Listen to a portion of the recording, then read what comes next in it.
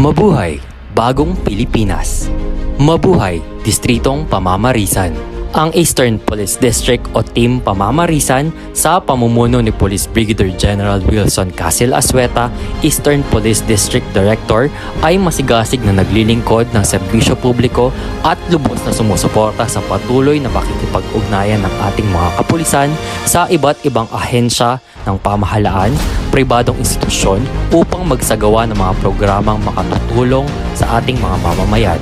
Ilan sa mga programang epektibong isinasagawa ay ang Adopt a Student Program. Ito ay isang programang inisyatiba ng Team Pamamarisan na kung saan ang ating mga kapulisan ay magbibigay tulong at magsisilbing pangalawang magulang upang magabayan ang napiling mag-aaral.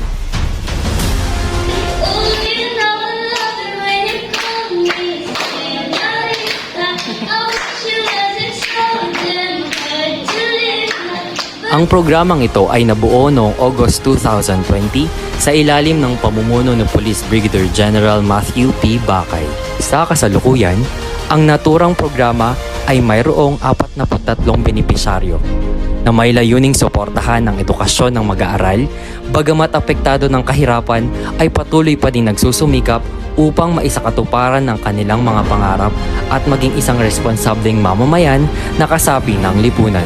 Ang Adopt a Student Program ay isa sa mga best practice na isinasagawa ng Eastern Police District upang mapagtibay ang ugnayan ng mga pribadong institusyon, lokal na pamahalaan at ng kapulisan para sa patuloy na paglilingkod sa ating mga mamamayan.